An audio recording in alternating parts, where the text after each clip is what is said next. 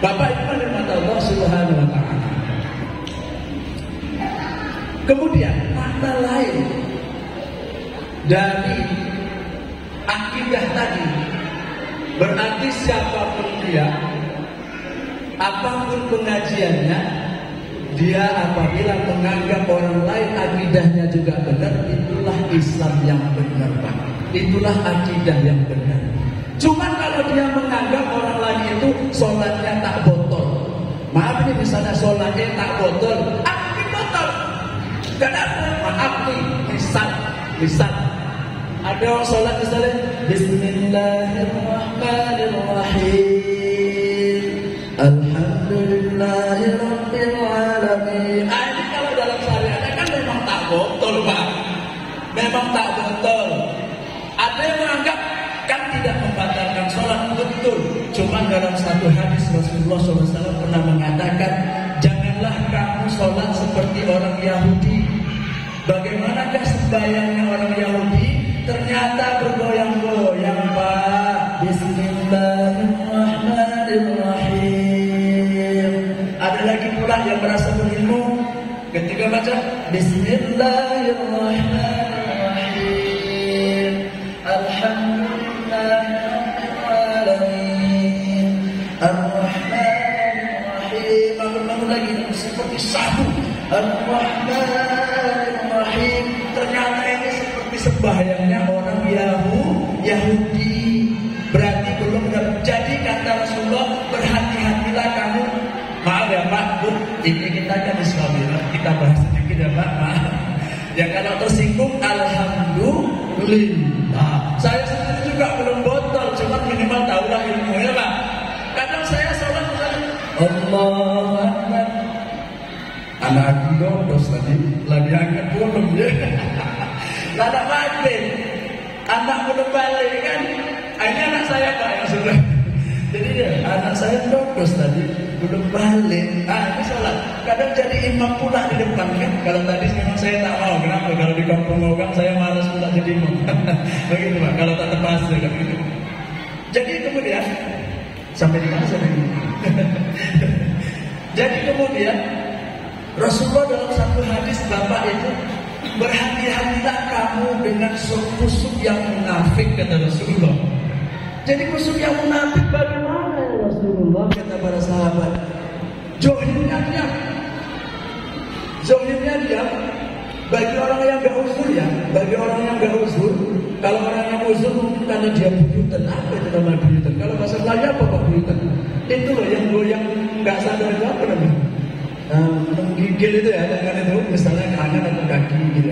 Misalnya dia sholat Allah Akbar gitu, misalnya gitu. Ya itu beda lagi gitu. Jadi kata Rasulullah, yang tanpa uzur hati-hati, zohirnya dia, tapi pikirannya kemana-mana. Yang saya katakan tadi Allah Akbar, anak aku belum balik terus gitu, masalahnya kesian lah anak aku tuh misalnya gitu ya Pak, umpamanya gitu. Maka ini yang dia seperti ini aja, itu baru pura-pura musuh. Nah kalau yang di situ Bismillah misalnya jadi makmum nih, ya kan? Kadang ada tuh kan, kadang ada kan, begini misalnya gitu kan, umpamanya merasa berilmu dia, padahal kalau dia berilmu hadisnya ketemu apa? Hadisnya ketemu nggak kan mungkin dia gini-gini, ngapa dia gini-gini dalam sholat itu, kan gitu kan? Atau kecuali memang dia punya penyakit bukutannya ketelen ini misalnya. Maaf Pak, maaf begini harus ambil cabang bayi ya Allah, misalnya itu kan amin. Maaf tuh misalnya gitu. Ya itu beda lagi, gitu loh. Itu seperti ini. Jadi intinya Bapak Ibu, kita ini masih pura-pura musuh kan begitu. Jadi misalnya orang merasa bacaannya lebih baik, silakan. Karena memang itulah bacaan itu memang ada ilmunya. Misalnya ada kita baca Bismillahirrahmanirrahim, maka ini tidak sempurna bacaannya, karena dia harus hafizin semua. Itu salah satu contoh. Kemudian Bapak Ibu Allah Subhanahu Wa Taala, ada orang yang merasa baik dengan misalnya zikirannya, ya itu silakan. Tapi kalau akidah tidak boleh dia merasa bahasanya akidahnya paling benar kalau berdasarkan pengajian. Jadi akidah Islam itu adalah yang dalam hati orang itu dia bersyahadat asyhadu an la ilaha illallah wa asyhadu anna muhammadar rasulullah. Tapi kelakuannya nggak benar. Kalau nggak ada orang yang berkelakuan tidak benar, Bapak Ibu, nggak ada yang berkelakuan benar. Jadi Bapak Ibu rahmat Allah Subhanahu wa taala, kemudian hikmah lain dari islamiratnya Rasulullah itu, kita mesti meyakini apa yang disampaikan oleh Rasulullah. La ilaha illallah itu kalimat iman, Muhammadur Rasulullah itu kalimat amal. Maknanya apa Bapak Ibu? Maknanya adalah kita mesti yakin dengan yang disampaikan bahwasanya oleh Rasulullah sebagai orang Islam, bahwasanya dia dimi'rajkan oleh Allah Subhanahu wa taala.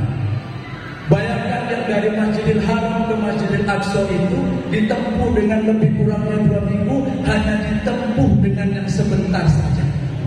Misalnya dari jam 8 itu nggak sampai sekitar misalnya jam 4 subuh, dia sudah pulang dari melihat surga, melihat neraka, ditunjukkan sama Rasulullah, sama Allah kepada Rasulullah. Berdasarkan surat Al-Isra ayat pertama kan, Subhanalladzi asra bi'abdihi lailan minal masjidil haram ilal masjidil aqsa ilal masjidil aqsa alladzi barakna hawlahu linuriyahu min ayatina innahu was-sami'ul basir. Allah tunjukkan kekuasaan itu. Apa? Biar ini disampaikan oleh Rasulullah. Makanya ketika wahai kaumku, kumpul semua, Abu Jahal kumpul, semua orang ketika itu bangsa Quraisy, orang Mekah itu sebagian kumpul. Maka dia katakan, wahai kaumku, kalau aku katakan bahwasanya di sebelah gunung itu ada pasukan yang sudah siap mau menyerang kalian, apa kalian percaya? Maka dijawab serempak oleh mereka. Bahkan Abu Jahal, paman Rasulullah yang memusuhinya juga mengatakan, kami percaya karena kamu amin, kamu orang yang terpercaya. Baik, kalau memang betul bahasanya aku tadi malam diisrakan oleh Allah Rabbul Alamin dari Masjidil Haram ke Masjidil Aqsa naik buruk, terus kemudian ke Sidratul Muntaha sampai ke Mi'raj menjemput sholat. Maka nggak percaya.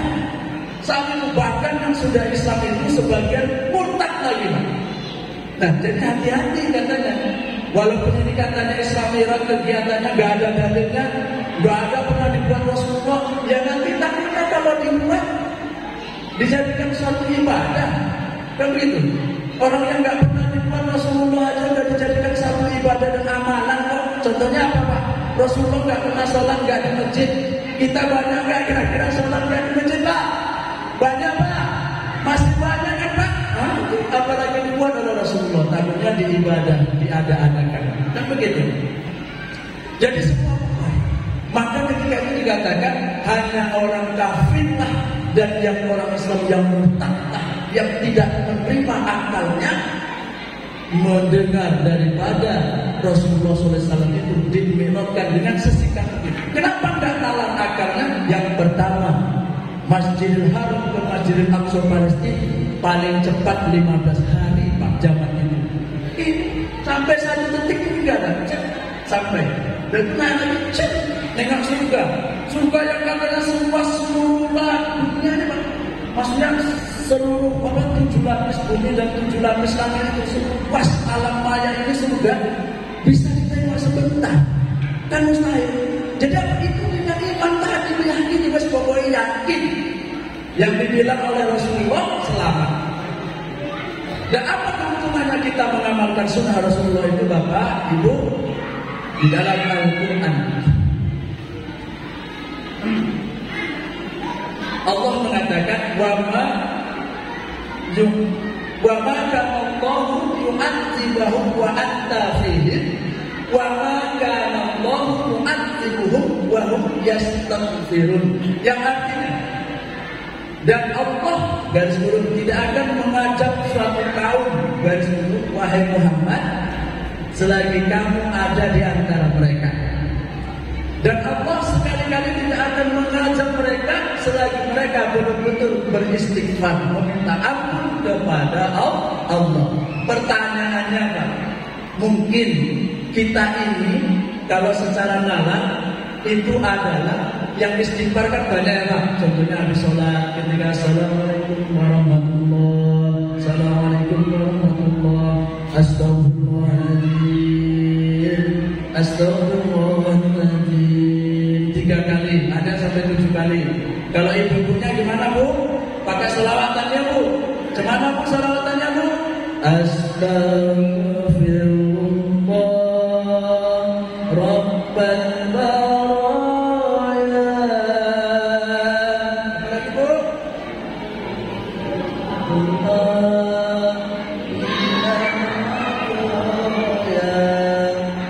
Astagfirullah Rabbal baraya. Astagfirullah minal hadaya. Senang Bu? Senang nyanyi itu seperti itu, sholawatan seperti itu. Bikinlah sambil masak. Bikin sambil masak, sambil menggiling bumbu ya. Bila perlu kalau misalnya bapaknya bunduk bahasa Jawa. Kebetulan istri saya orang Sunda Pak, jadi kadang itu bawa bahasa Sunda. Lagi mengacu Bu sama ibu tengah malam. Budak kunci diganggu aja. Ibu kipasan sambil sholawatan. Astagfirullah Rabbal baraya. Mau buat gitu ya Bu. Kalau bapaknya mengacu nak selamu, mengacu dia. Ibu jangan sampai bapaknya dari jodoh malam itu. Misalnya bapak pernah merantau, ibu tak paham juga lah dengan dia. Bapak lalu nyanyi lah itu.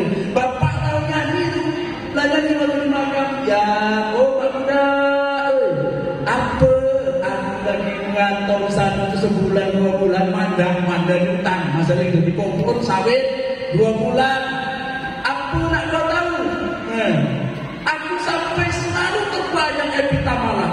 Aku pula terbayang Evita Mala. Aku tak cantik dari Evita Mala. Bukan, aku lagi dia. Aku lah mau makan teringat padamu. Sampai seperti itu. Tahu-tahu mengajuk. Nah ini Bu, berdosa Ibu. Kalau sempat Ibu tidak meridhoi suami, meninggal saat itu.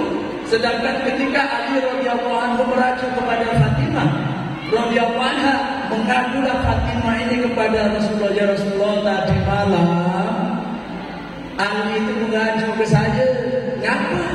Ya selalu. Maka sampai jadi sekarang baik.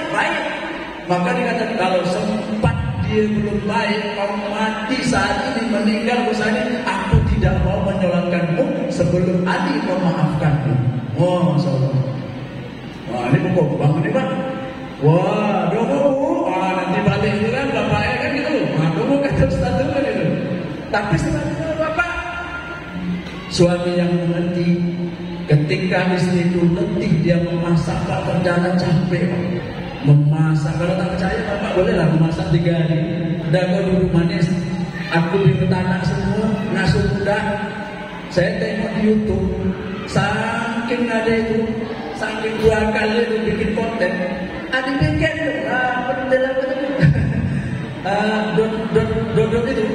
dodot itu ditaruh di sini, ada bikin dipencilkan di sini biar emaknya bukan jangan gitu. Cuma lah buat macam itu 3 lagi aja Pak, bonding lagi gitu. Karena ternyata dalam jakarnya Bapak Ibu, wanita itu makhluk serba normal. Maksudnya apa? Dia bukan gila tidak.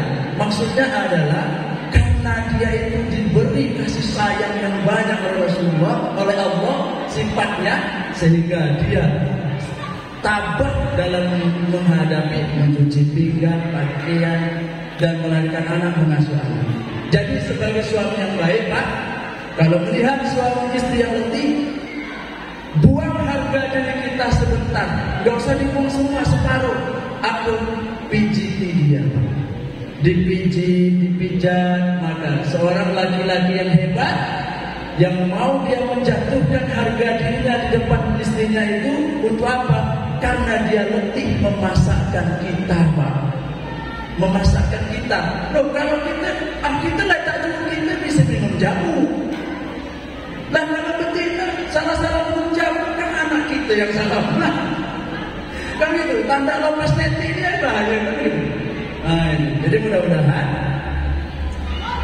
nanti setelah saya ngomong ini berkhidmat Pak kepada istri, pijeti semua istrinya, begitu juga sebaliknya, saling bekerja sama, intinya seperti itu.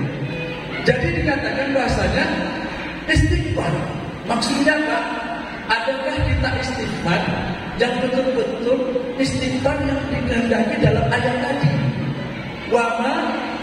Wama kana mu'adzibahum wa hum yastaghfirun. Dan Allah tidak akan mengajak satu kaum selagi kaum itu beristighfar.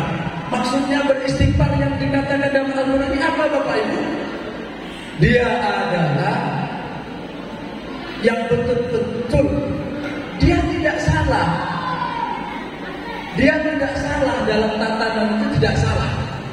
Maksudnya dia rajin ibadah, ahli ibadah, nengok perempuan dulu, uang riba dia nggak mau, mengambil sepadan tanah tetangga dia tandang, dia sholat dari dulu, disogok pun dia tak mau.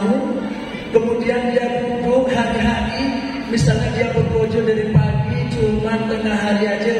Setelah itu dari tengah hari dia makan, balik lagi ke masjid, istighfar sambil menangis. Astagfirullahaladzim, ya Allah, Tuhan. Kan tak ada tak Pak kira-kira di sini?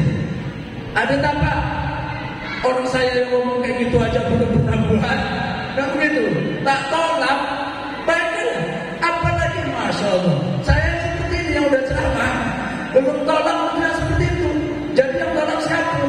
Yang tolak itu kalau di sana yang udah umur 60-70 tahun Pak. Di sini ada yang 60-70 tahun, tak berpikir lagi untuk perkara lain. Ini pun adalah meninggal, apalah istighfar yang seperti itu. Jadi makanya kalau belum ada, makanya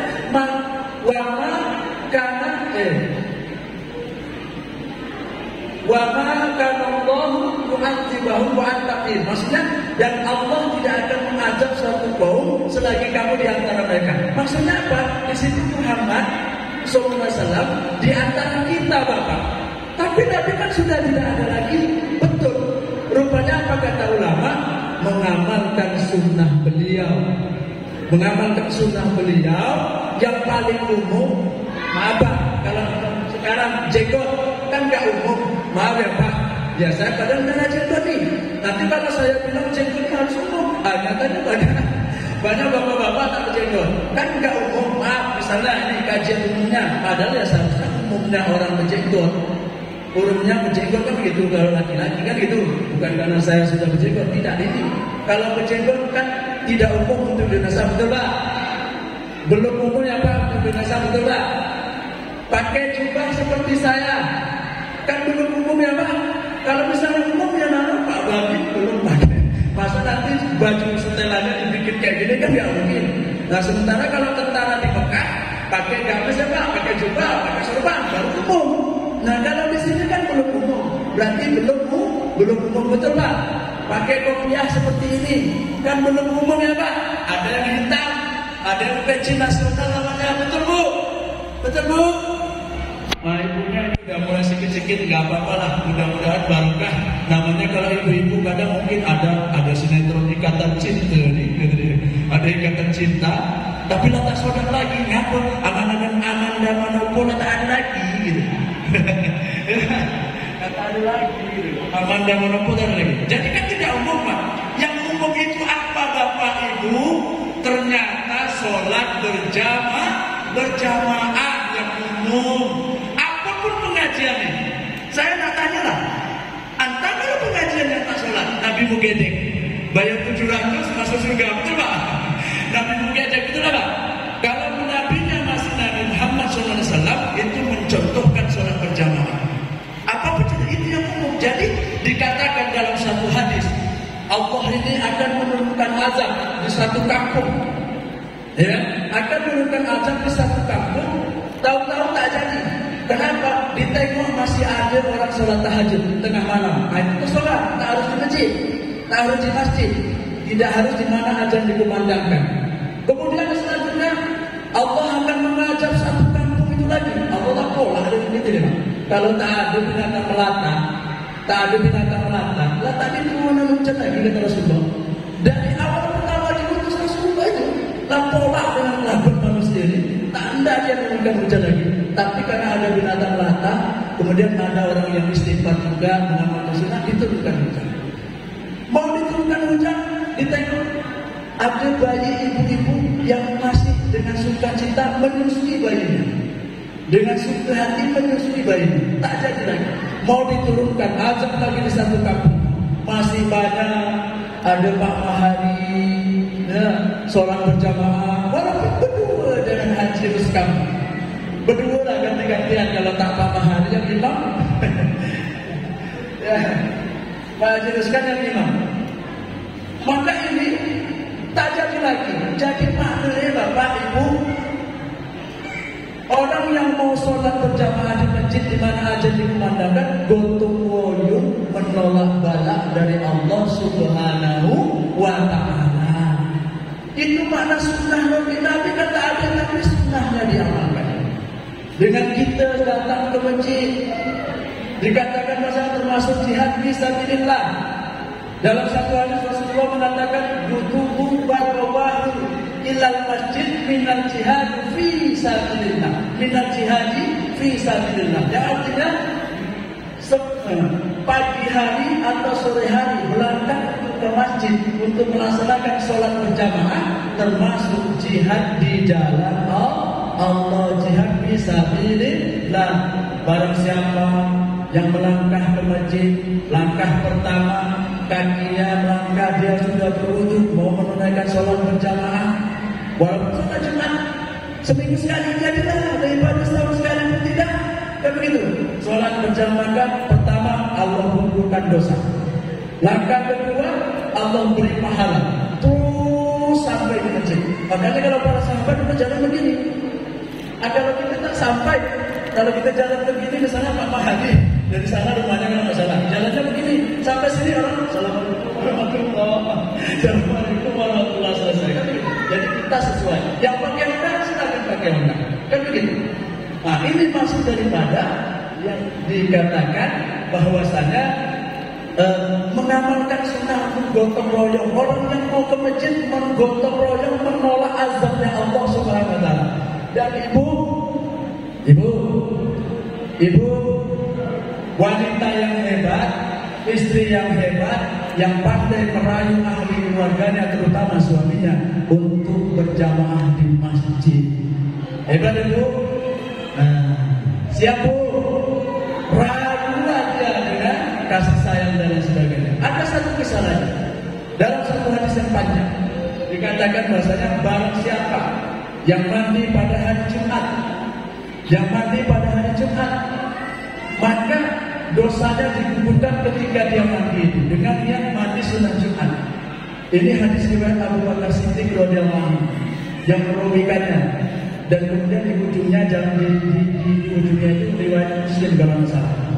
Kemudian setelah itu apabila dia ini berjalan menuju ke masjid sholat Jumat, maka diberi pahala dalam satu langkahnya itu 20 tahun beribadah yang sudah diterima oleh Allah Subhanahu wa Ta'ala. Nah, kalau dia berdiri di masjid, dia mendengarkan khutbah, duduk di masjid tanpa melakukan hal-hal yang makruh dalam sholat Jumat, kemudian dia berdiri ketika imam berdiri, khutbah sudah selesai, sampai salam dan ke kanan, Assalamualaikum warahmatullahi wabarakatuh, maka diberi ibadah, diberi pahala oleh Allah 200 tahun beribadah. Luar biasa. Kalau kita mau sholat Jumat aja lah, sholat lain dapat, dosa kita banyak. Dosa kita banyak kan gitu. Itu pun kadang sholatnya tidak benar, tak tidak kan begitu. Nah jadi itu, ayo kita lama-lama di masjid. Terus kemudian Bapak ini, dari makna Isra dan Mi'raj ini kan diperlihatkan oleh surga dan neraka oleh Allah. Maknanya apa Bapak? Yang tahu surga itu dan neraka itu Rasulullah SAW. Tahu tempatnya, tahu kesenangannya dan kepedihannya ataupun kedahsyatan azab itu, tahu pula cara mendapatkan dan mengelakkan neraka tadi, mendapatkan surga dan mengelakkan neraka. Jadi maknanya kita memang harus ikut Rasulullah. Memang harus berburu Bapak. Harus berburu. Kalau tidak berburu, memang kita tidak ngerti. Tapi maknanya kata ulama, kita harus berburu biar kita tidak tersesat. Maka dikatakan kalau kita tidak ikut Rasulullah, maka nanti susuk sasak malah masuk ke neraka. Jadi memang harus berburu. Contohnya, guru Rasulullah adalah malaikat Jibril alaihissalam. Malaikat Jibril gurunya Allah Subhanahu wa taala. Melalui syariatnya, guru Rasulullah adalah malaikat Jibril. Kemudian gurunya para sahabat Rasulullah. Gurunya para imam tabi'in itu adalah imam tabi'in, para sahabat. Kemudian gurunya 4 mazhab imam tabi'in. Kemudian ke bawah gurunya kita ulama-ulama itu ya ulama para 4 mazhab di sana sebagainya.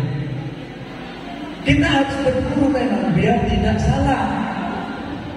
Karena apa? Karena memang kalau tidak berburu kita lempongan. Cemana nak wudhu? Cemana nak wudhu yang betul? Betul Pak? Cemana kita sholat tak betul? Betul Pak?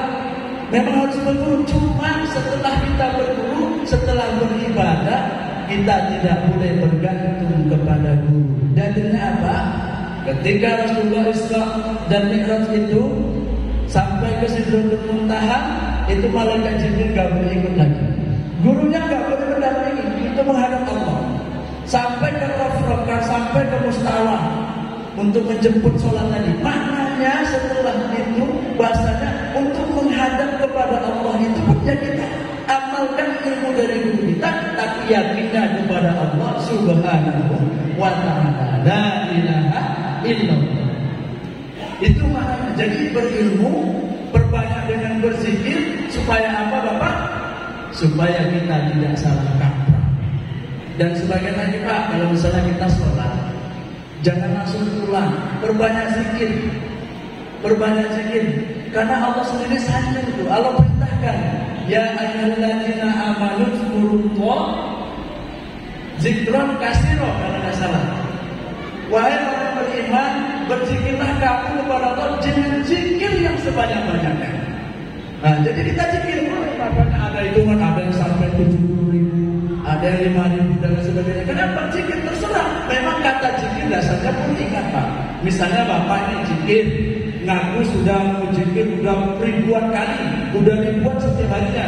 Ketika ada muadzin, Allahu Akbar, Allahu Akbar, Bapak itu sambil kerja duduk sawit, misal atau kerja di mana lah di sekitar sini nyangkul dan sebagainya. Allahu Akbar, Allahu Akbar. Bapak itu masih kerja saja sambil berzikir. Sesungguhnya Bapak tidak berzikir. Yang namanya zikir tidak Allahu Akbar, Allah nggak usah langsung berhenti kerjanya.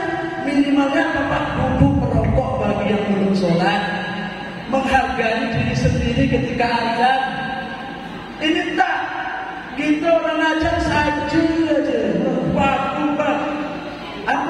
Aku kau kalau nak sholat tak perlu minta dihargai.